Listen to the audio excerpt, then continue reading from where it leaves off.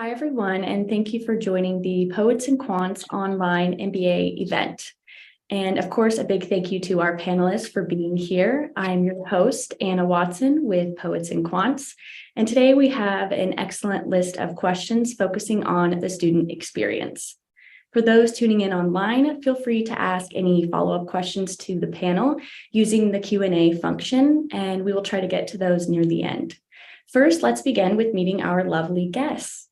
If each of you could please introduce yourself, your company and your role, the school you attend, and a fun fact about you. Hillary, let's go ahead and start with you. All right. Hi, everyone. Nice to meet you all. My name is Hillary Delinsky, and I'm currently in the part-time MBA program at Georgetown McDonough School of Business. I spent the early part of my career in social work, and I got my master's in social work right out of undergrad, but wanted to spend more time understanding the business side of nonprofit management, which prompted me to get my MBA. Most recently, I've been in grants management at a local hospital in the DC area, and I'm coming up on graduation in May, and I've actually used that as an opportunity to pivot careers, and I'm going to go into nonprofit consulting next month. And a fun fact about myself, last year I did a 24-hour trail race where you run as many 1-mile loops as you can in 24 hours. So it's proof that you can get your MBA, work, and have fun. Yeah, I guess that is some definition of fun, right? Nonetheless, thank you so much, Hillary, for sharing. Ken, what about you? Well, thanks for having me. It's great to be here. Ken Frederick. I'm currently in my second year at the online program at UNC Kenan-Flagler. It's been a great experience so far. In terms of my professional background, I began in public accounting. I spent the large majority of my career so far in public accounting. Non-traditional route in the sense that I started at a smaller boutique firm, moved to a regional firm, and then I was at a big four for a few years. Currently, I have my own consulting practice that focuses on financial management, cash flow management. I do some valuation work. I have a client that's a startup biotech company. So we're in the middle of the capital raise, and they have some pretty cool science that's going on. So I joke with people when I tell them that, I go to med school during the day and I get my MBA at night. So it's been a great experience. Certainly busy and challenging, but that's part of it. It's what helps us to grow. And a fun fact about me is my grandma recently sold her house, and in the process of getting rid of things, she got rid of some records. And so for my birthday, my wife actually got me a record player. So it's been fun, putting the needle on vinyl, going old school and listening to some old records. So that's been fun. Wow, that's so cool. Thank you, Ken. And Robin, how about you? Well, hi, everyone. I am glad to be in everyone's company. I am Robin. I am based in the Baltimore area, and I currently am in the second year of the online MBA program at the University of Michigan Ross School of Business. I currently, Hillary, similar background. I direct a nonprofit in Baltimore, and have most of my career has been in large-scale event planning, actually. And so I decided to start my MBA so that I could, similar to you, Hillary, take on the executive director role, and wanted the MBA to education to bolster my leadership skills in that way. Fun fact about me, I guess my bucket list is to watch all of the Cirque du Soleils across the world, and I'm at 13 out of 24, so almost there. I have all the international ones to get to, so it's quite a lot. But I'm looking forward to learning about the other programs and also sharing about my experience with Ross. Demands a lot of travel in your future. Thanks for sharing, Robin. Now let's dive into first by discussing the decision making that went in initially in your school selection. So what led to you to pursue this MBA? So for some it's online. And did you ever consider a full-time in-person program? And what were the key factors that led you to choose your specific program? And Ken, let's start with you. Sure. I've wanted my MBA for quite a long time. I've been out of school for a few years. As I told you, I spent the first several years in public accounting. Public accounting, they're not overly supportive in terms of getting your MBA. They'll pat you on the back, but in terms of any financial incentive, it doesn't necessarily change the way they do business. So in terms of, having help, funding an MBA, that would have been entirely on me. And, I just struggled to find the value there. As I moved into my own consulting practice, I saw that value. I had a very strong accounting background, but finance was always really of interest. And so the opportunity to really study and elevate my skills from a finance perspective, an MBA really made sense. And so in looking into the MBA process, I did consider full-time programs. Where I'm at in my stage of life, I have two kids, two boys, 4 and 6. And also, I live in Pittsburgh, and lots of great schools here in Pittsburgh, but I'm kind of on the wrong side of town. And so I'd be spending a lot of time in the car commuting, back and forth, and it just didn't seem worth it. Plus, shut off the income stream for 2 years just seemed difficult as well.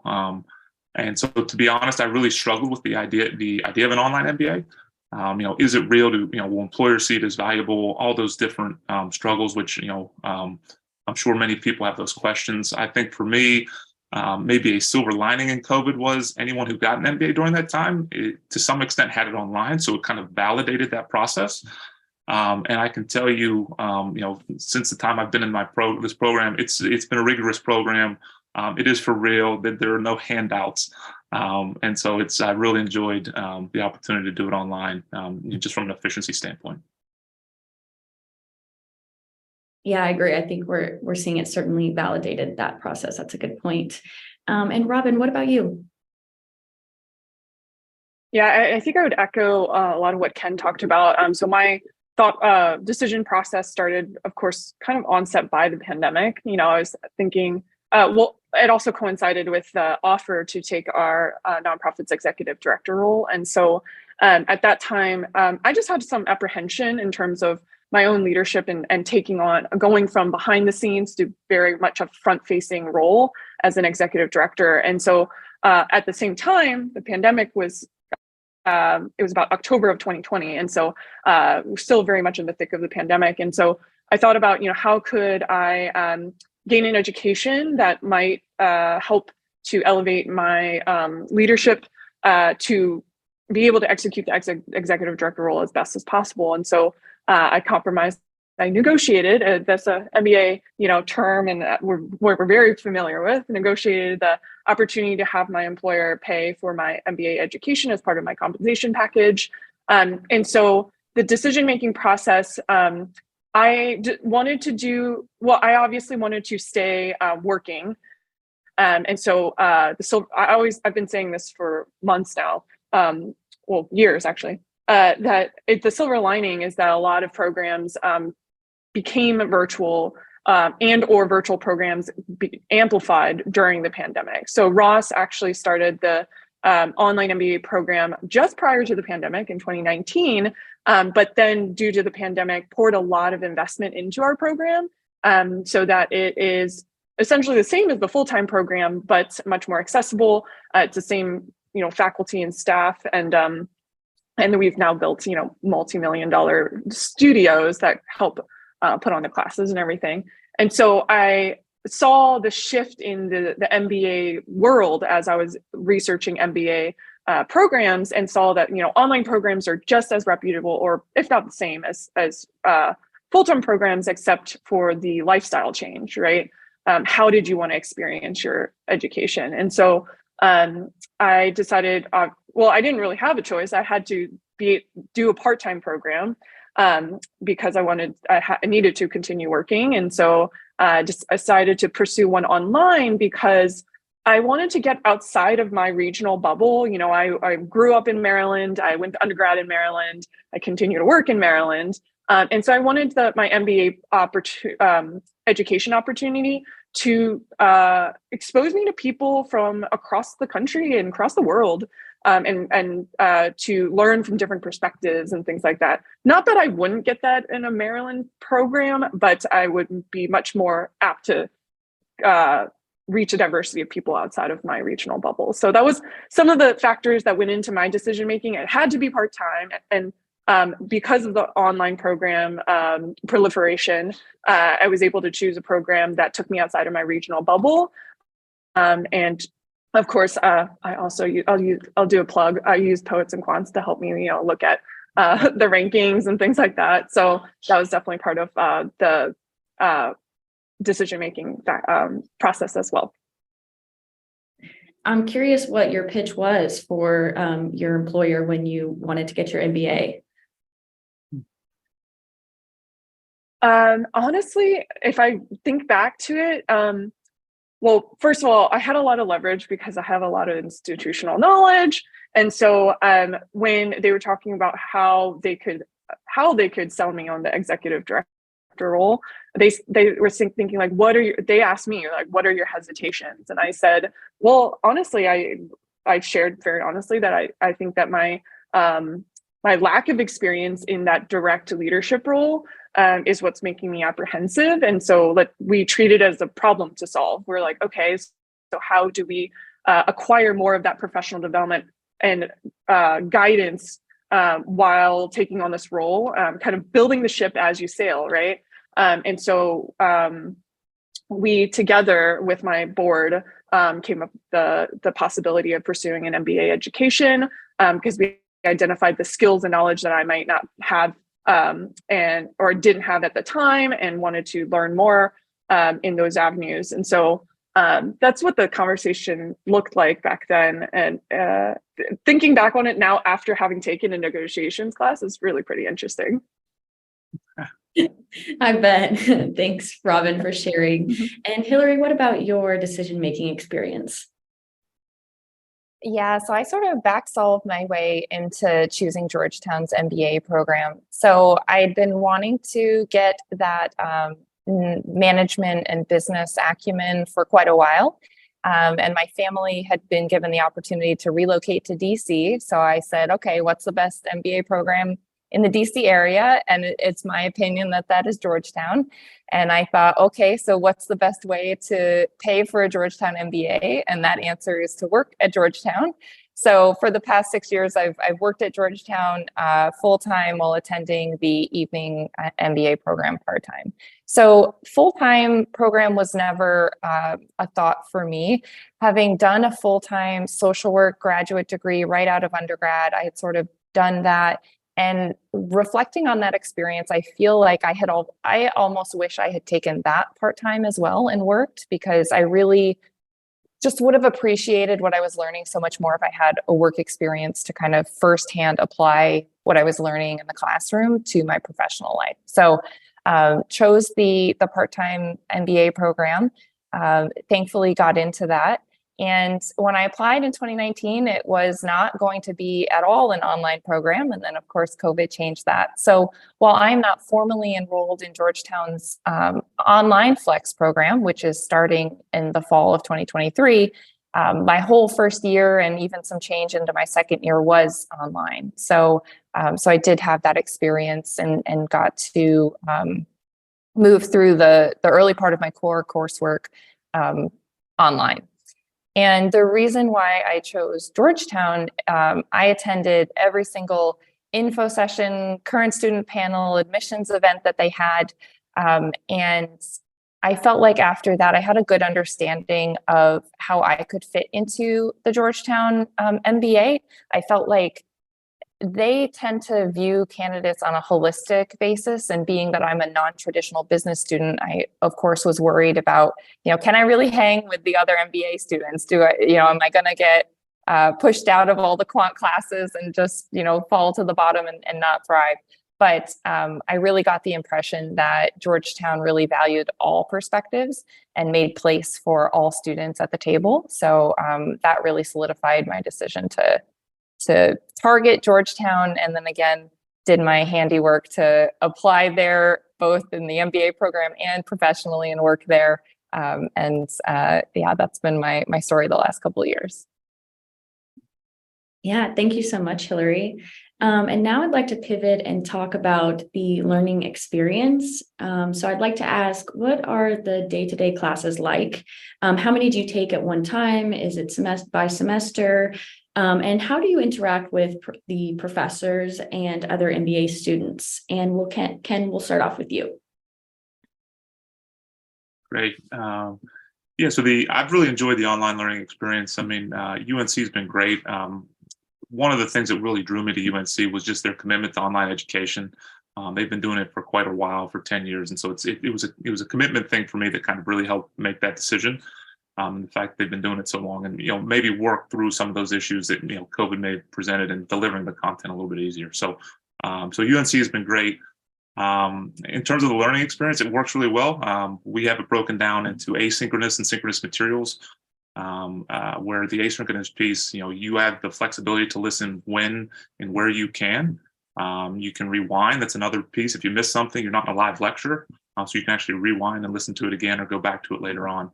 All the professors have been great. I've reached out to many of them, both the asynchronous and synchronous professors, during the classes, and they've all gotten back to me or engaged with me and answered my questions. And the students, people obviously make a huge difference, right? And I know when I was picking a program, the thing about UNC that stood out to me was their class sizes were really around, I think, at most 18.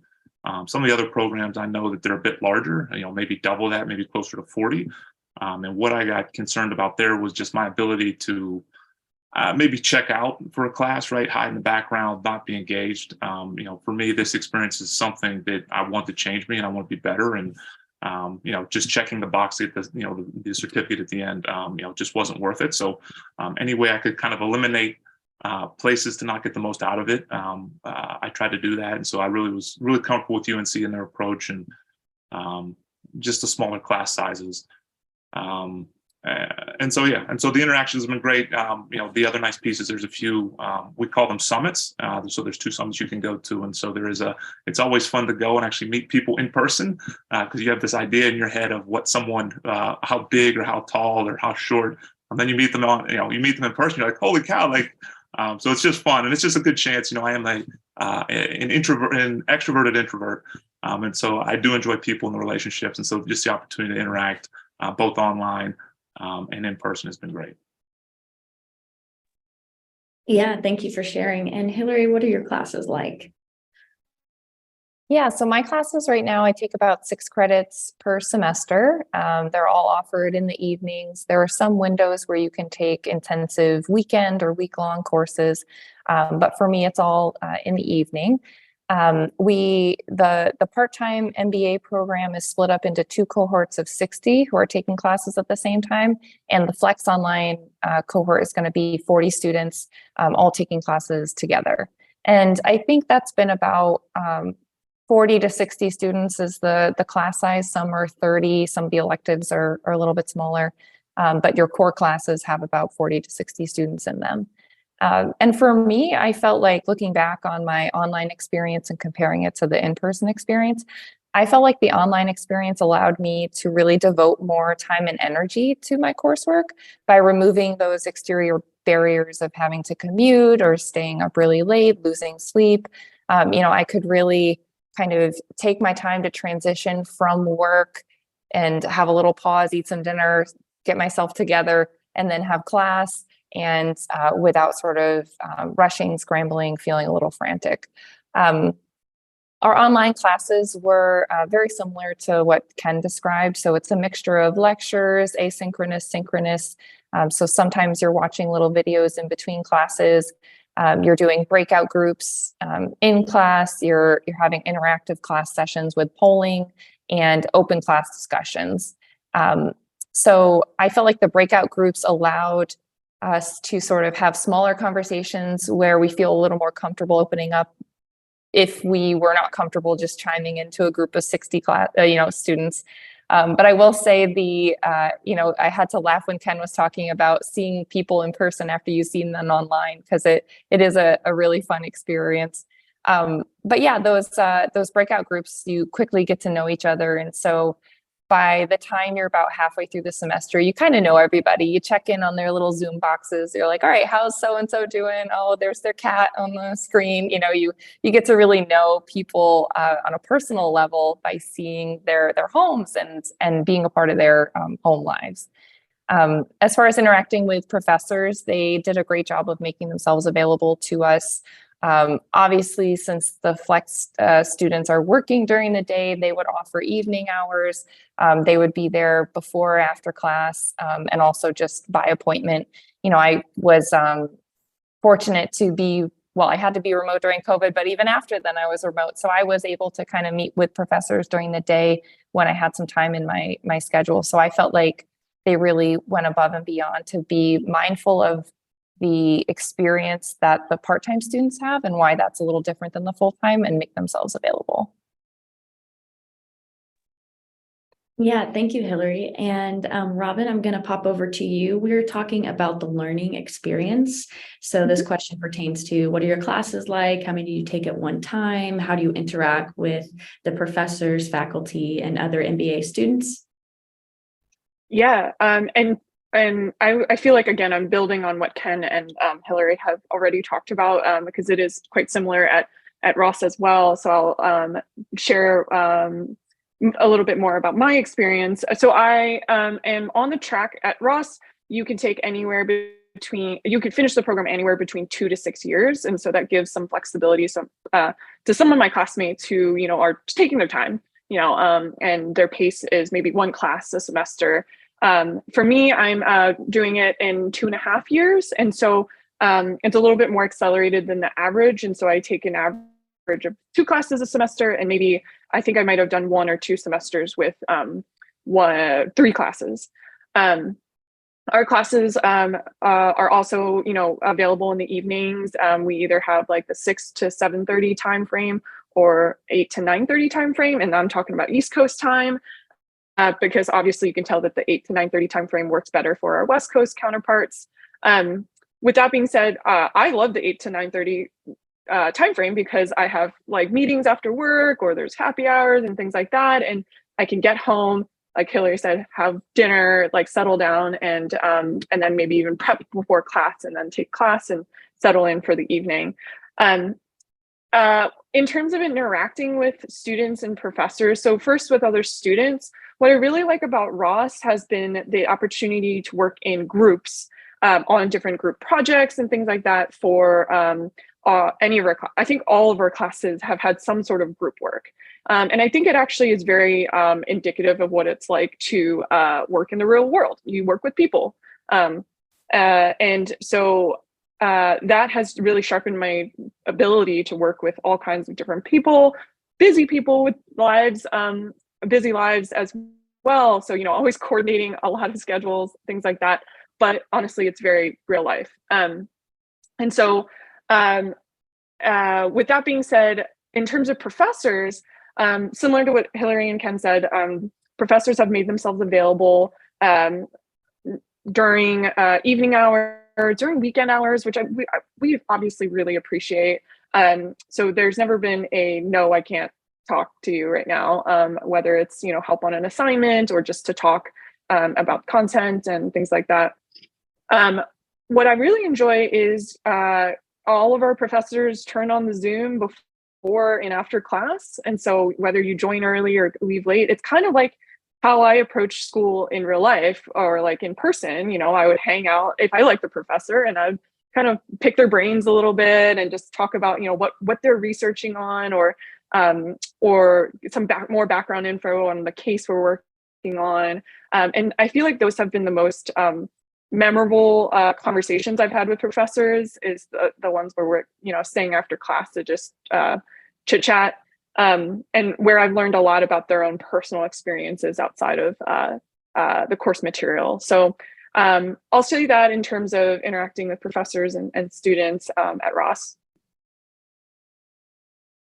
Yeah, great. Thank you. And this next topic is kind of, related to the subject matter we're talking about, which is networking. It's a great interest to our viewers. How does your program help facilitate and support working or meeting with other members of your cohort, one another, or alumni? And Hillary, let's start with you. Yeah, so our program office at Georgetown would very frequently have social events and stuff online that we could attend outside of class. If we did want to kind of meet our cohort mates and our classmates on a different level. We also, similar to what Robin was describing, we are assigned study teams for every course. So that, you very quickly get to know those folks, and then every class you're meeting with new classmates. So by the end of your first, 4 or 5 semesters, you've met everyone in your class on a very personal level and have worked with them on projects. And so you do kind of feel very close to them. A lot of our professors will integrate alumni into the actual lectures. So having guest speakers come in from Georgetown alumni networks to share their professional experience, or maybe even teach on a specific topic. And then that person makes themselves available to us for any networking questions and things like that. And so all of those little introductions over time really help you quadruple your own network if you put in the work to kind of reach out to those folks and keep in touch with them. All of the recruitment events that are offered to full-time students are extended to part-time students, whether you are online or in person. Obviously, it's hard to replicate those in-person career recruitment days online, but they're open and welcome to anybody who is able to take off from work or travel to DC to attend those. And if you're not able to attend those, you can certainly still sign up and express your interest, and then you'll be connected with whoever's moderating that day so that you can still try to stay on top of recruiting and networking, even if you can't physically be there. And I feel like that's been kind of a really great resource that the schools provided. But an additional networking piece that I think is sometimes underrated are your classmates. A really great piece of being in a part-time program is that every one of your classmates are working themselves and have their own careers, their own professional networks that they then open up to you. So when I was debating if I wanted to go into nonprofit consulting, all I have to do is reach out to a handful of my peers and ask them about what do they do every day? What made them want to go into that career? Are they going to stay there, or are they going to pivot?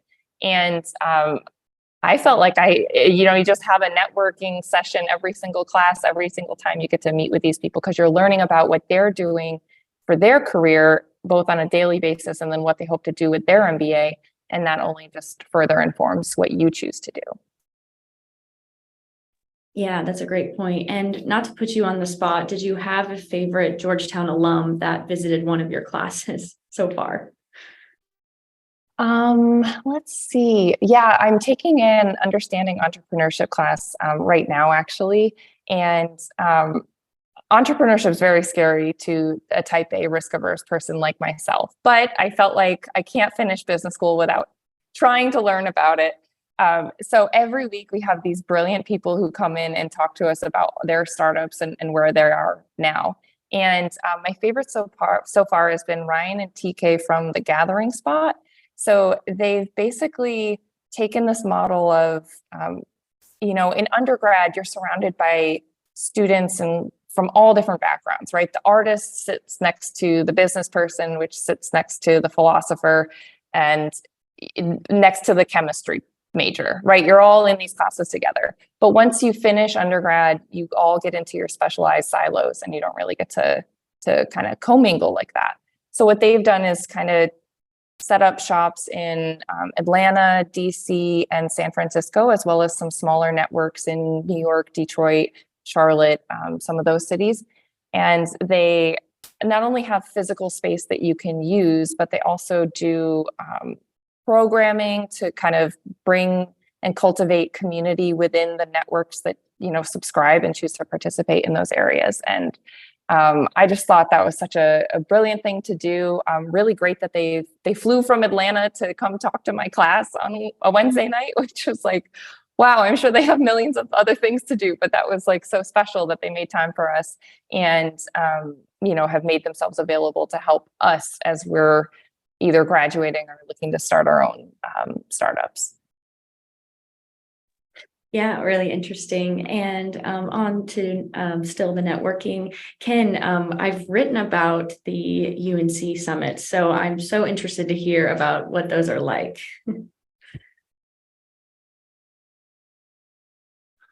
the thing is, with an online education, you still get stuck on mute every once in a while. So I have not quite overcome that. So excuse me. Yeah, so I've had the opportunity to go to one summit. It was in Vancouver, Canada, just this past March. It was an awesome opportunity. The way UNC does it is they alternate. So they have summits every winter and every summer in Chapel Hill. And then in the spring and in the fall, they're international summits. So this past one, excuse me, was in Vancouver. And a really neat experience to get to not only meet your classmates in person, but also get to experience Vancouver and international locations while bringing in real timely education and business. Sustainability was the topic of the summit. It was really interesting and very educational for me. We worked with a school, the Sauder School of Business up in Vancouver, and just a real great time just to be challenged educationally and even professionally, how to think about sustainability and applying it. There are some real challenges with sustainability and making that transition. Some industries are more agile and being able to adopt things much quicker, while some other industries, oil and gas for one, like it's not as easy. The infrastructure is not there. So how do you still think about sustainability and work to help that come alive?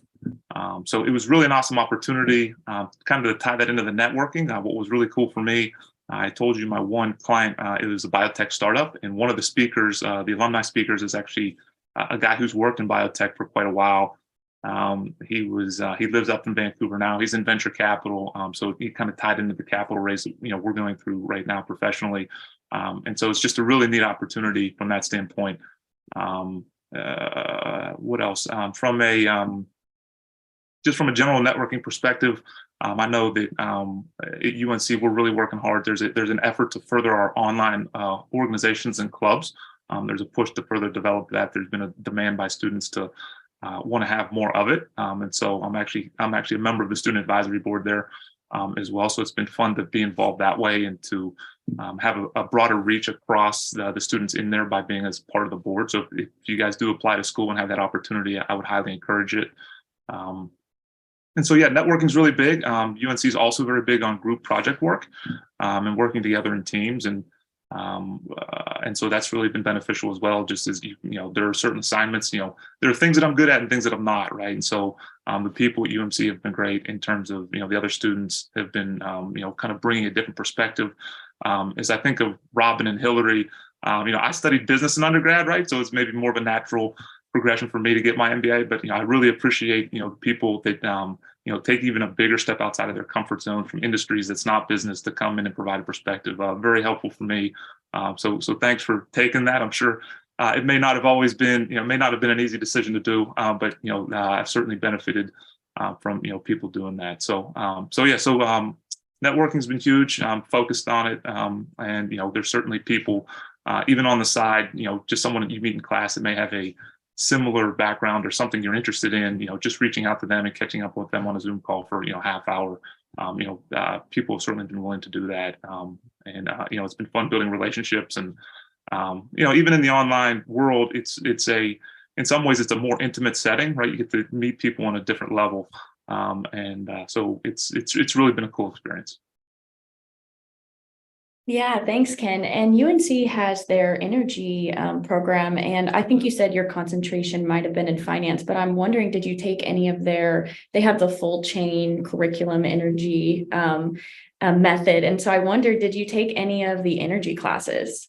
Yeah, I have not yet. I'm actually in my first quarter of electives. And so, yeah, that'll be an opportunity that I have coming up here over the next few quarters. Great. And Robin, we'd love to hear from you about your networking experience.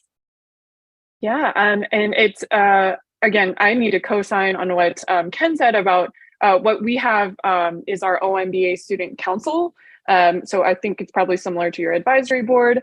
And I am the VP of Community. And so I joined the council because I saw how the council actually had an impact on creating the student experience,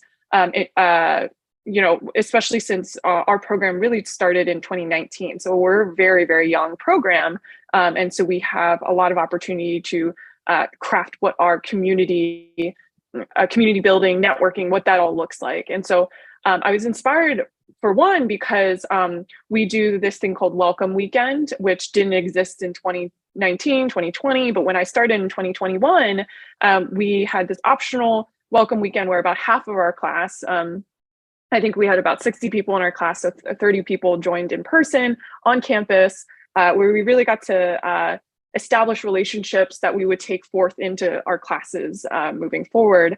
We did, some team bonding with like ropes courses, and of course, drinking at bars and getting to know campus together. And so I think that was really, really special. And to what both Hillary and Ken have said, the networking with amongst your peers, your classmates, is probably the most important, because especially in an online program, I don't know if I'm going to get these statistics right, but the average work experience for an online program student is much higher than a full-time student class. And so, I think our average is 9 years of work experience amongst my classmates. And so I feel like I'm going to be tapping into their networks and their work expertise in their industries just by networking with my classmates. And so Welcome Weekend was really important. I learned that the student council was the council that advocated for doing a Welcome Weekend. Our program office listened and actually built the budget to do that. And so we implemented it the next year. And so I got to benefit from something that the council advocated for the year before, and that inspired me to join the council. So if anyone comes to Ross, and I would highly plug getting involved on the council side, because you really do have a voice and power to make change. But alongside that, networking with students. Another thing actually that we implemented through the council this year, or within the last 2 years, has been to establish more networking opportunities amongst our classmates across the country. And also amongst our alumni community, specifically with the online program. So we're starting with a smaller cohort of people, right? And so we've established social chairs in regions where we have a lot of classmates and or alumni, and then have established budgets per region so that people can gather, whether it's just one-on-one on a coffee and in-person coffee, and that they can have that reimbursed, or if it's a gathering of 20 people. Honestly, in LA, we had 15 people do a pool party. Did you know that you can rent houses for pool parties? I guess that's an LA thing. So I thought that was cool that, students we're trying to encourage our classmates to meet each other where they're at, which I think is really awesome. I will actually share, I'm in Chicago right now for work, and I am going to meet with one of my classmates right after this. And it's, we have a very active Slack. So I'm sure many people are familiar, but I think it really helps to make things more casual, where you could just shoot a message, which is like shooting a text to your classmate to say, hey, I'm in Chicago, let's meet up. And so, and then on top of that, our council provides a budget for us to meet, because that's so much part of our networking experience. And I think I would be remiss to not mention this in part of this question, is the Ross or University of Michigan network. The Blue network is phenomenal. That's part of my decision-making as well. And I will, full disclosure, say that my partner finished his PhD at the University of Michigan. And so I was a little bit predisposed, but I got to witness how powerful the network is, the amount of times that that someone has said, go blue to him in Maryland. It's quadruple the amount of times they've said, go dogs, which is my undergrad, to me in my state where I went to school. So that's just putting color to it. But in my work and at my nonprofit, without getting too deep into what our nonprofit does, but we do network, we mobilize a network of Baltimoreans across the country. And so that what that looks like is sometimes, a lot of times, networking with high net worth individuals or people with a lot of relationship capital. And people have been willing a lot. I've actually met quite a few University of Michigan alums through my work, and they've been quick to lower their guards as soon as they see that I'm also going to University of Michigan. And so I can't speak enough about the power of the alumni network, and I'm sure it also impacted all of our decisions in terms of what programs we went into. But that was definitely a major one, and has resulted in a lot of networking for me. So. Yes, everyone nailed the networking question. And now the next topic is a subject I think much of our audience has a keen interest in. So could each of you talk a bit about balancing work, school, and your personal life? How did you manage? What advice would you give when the workload can be all-consuming and overwhelming? And Hillary, let's start with you. Yeah, so I accepted very early on that I'm not going to be able to give 100% to everything all the time. And while that's really hard, I think there are going to be some weeks where you'll have to maybe not give school your everything because work is consuming, or maybe there's a week where you have a family event and you need to go to that and you may need to cut out of work early, or, it's all ebbs and flows together while you're in the MBA program. So I also knew that I know myself, and if I don't recharge my battery, I'm not a good coworker, I'm not a good classmate. So I really prioritized myself and hobbies and things.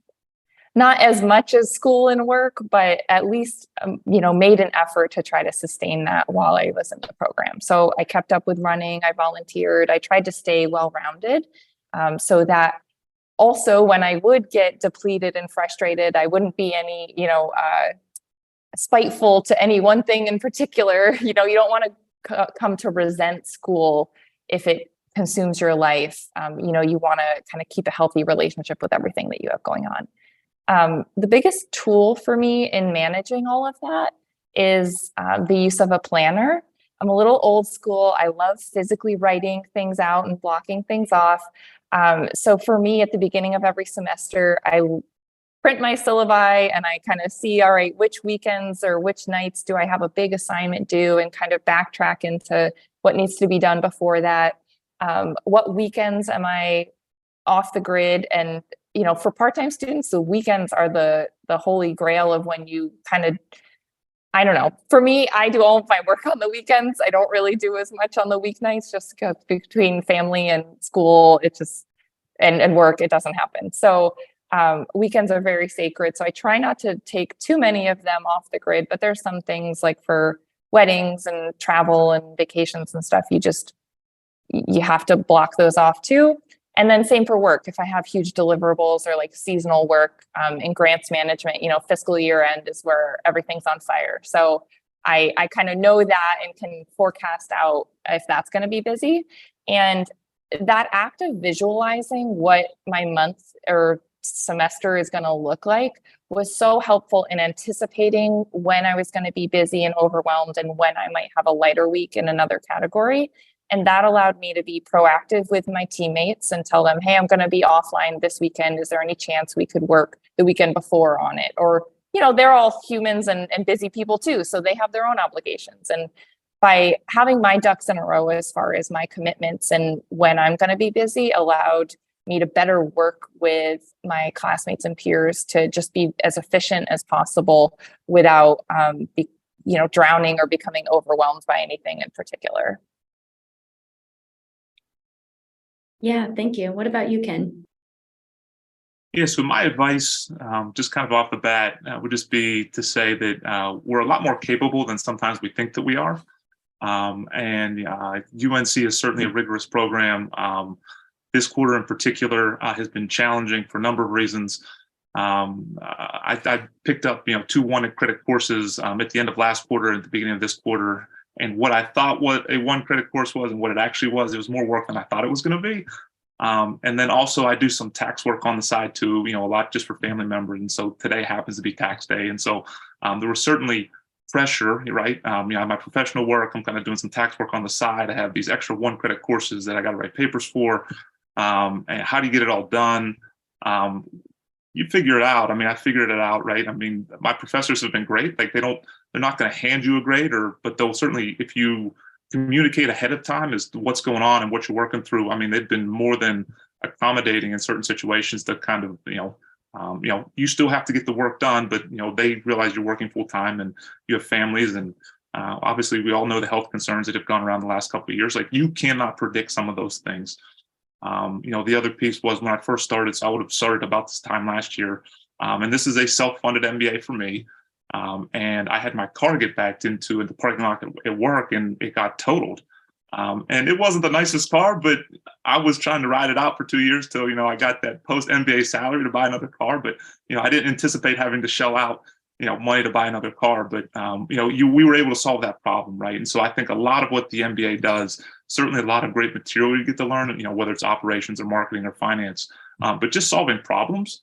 All different types of problems. I mean, you're going to feel pressure all over the place, personally, professionally, just from all angles. And sometimes you'll be able to predict it, sometimes you won't. And just being able to respond as best you can, you can certainly get through it and do it. Balance is a tough word because a lot of times it just feels out of balance. But it's just continuing to persevere and persist. And it's certainly doable. So don't think that it's not. Yeah, thank you so much, Ken. And speaking of time management, I'm actually seeing the checker flag wave. So we are out of time. I'm so sorry, Robin, not to get to your answer, but I hope that the viewers found this perspective very helpful. I definitely think it was very helpful. And again, a big thank you to every one of our panelists for joining and offering their perspective. And I wish you the best of luck in the future.